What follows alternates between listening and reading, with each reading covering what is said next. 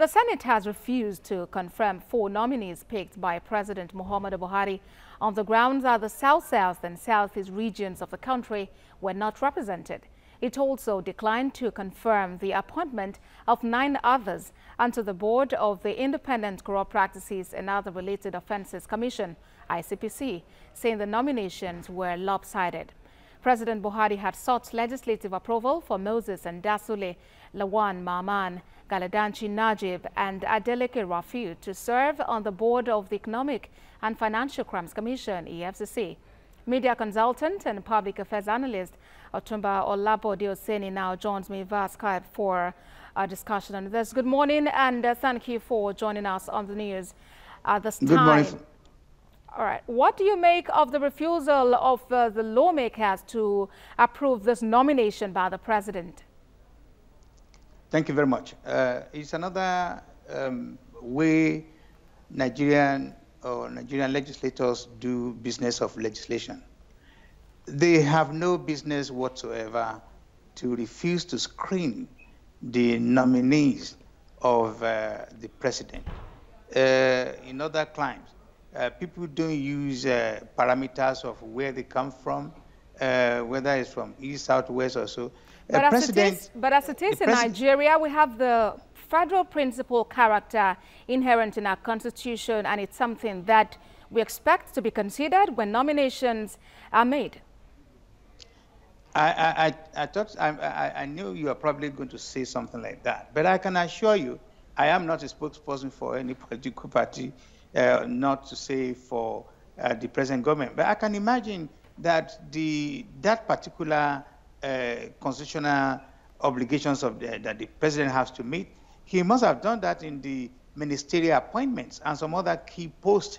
But when it comes to some little commission agency areas where he feels is going to get a better result, I don't know why any president should be held by the throat and say you cannot do that.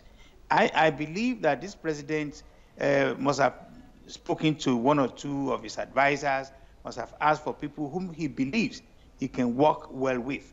And the federal character parameter, I don't think that applies this time around. Now, having said that, the legislators, I think their main preoccupation should be working on legislation that will enhance good governance and that will benefit the ordinary people of the country. The legislator we have in this particular assembly, they are so divisive. They are more of what is going to benefit them, not what is going to benefit the ordinary people. All right. But when you talk about legislation, this also is one of their roles, their oversight function. Check out the nominations. They are not supposed to be a rubber stamp to the presidency or to just assent to whatever is brought to them, but to critically examine.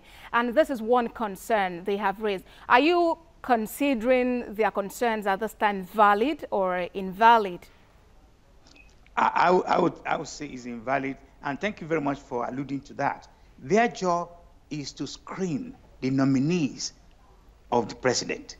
Their job is not to say president must do this, must do that. Like I said, the area where the president must bring to the table nominees from different parts of the country, 36 states and so on. I'm sure the president has done that. But when it comes to all these little nominations that has to be screened by them, I don't know why they have to insist. But then if you look at the society today and hear what people say, they complain about lopsidedness in appointments, in constitutions of boards, ministries, departments and agencies of government. Don't you think that those are points that the government at the center should actually consider in making its decisions? What you just said now is exactly what is killing Nigeria for the last 57 years. Using the parameter is not from Ilorin, it's not from Ondo, it's not from this and that. Because, like I said, what the ordinary Nigerians want to see is good governance. How the good governance comes, they don't really care. You see, but when you want to relate good governance, nominations to religion, ethnicity, area, Asaba, and all that kind of thing, then we have problems. And these are the kind of problems we have been having. Let executive the president come on board with people he can work comfortably with. Let them do the job. These are common sense. And like I said, I would have really loved if this bringing people from different parts of the country has helped us. It has never helped. So if this man chooses to say, I want to bring 25 people from Daura, let him bring it and get the job done. I'm sure, ask anybody from Ekpe, he will tell you that, oh, as far as I'm concerned, good roads, education, this and that is what I want. Who brings it to the table? It doesn't bother me. But don't you think that could cause some kinds of division in the polity? I just said to you, if good governance is on the table, if good governance is on the ground, everybody is happy, everybody gets their right. They don't want to care who brings this to the table. They want good governance. Okay, let's move forward from there now.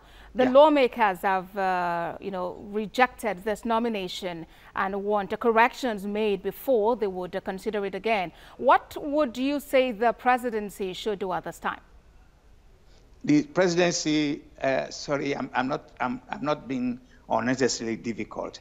They make mockery of everything. The presidency has the right to renominate, send back again, as he did with the chairman of EFCC, Magu. What did they get? Chairman of EFCC, Magu, is still there. And when you now go tiptoe, ask people, why don't you want Magu? It's because Magu is not an easy person to buy. Why don't want that person at the helm of affairs in customs? It's because that person assists their vehicles. Why don't want this person in HIS? It's because that's in busting them. So let us be real here. We do not, the parameter we need is to have parameter to select whether 200 people from River State, as long as they do the job nicely for everybody, nobody will complain. You will not complain if you have irregular light in your office, in your house, and wherever you go. You will not complain when the roads are good. You don't want to care whether it's Fashola or whether it's Tomori from River State. All right, then. I must sincerely appreciate you for your time and your thoughts on the news at this time. I've been speaking with Olabode Osenie. Thank you very much. He's a media consultant and public affairs analyst.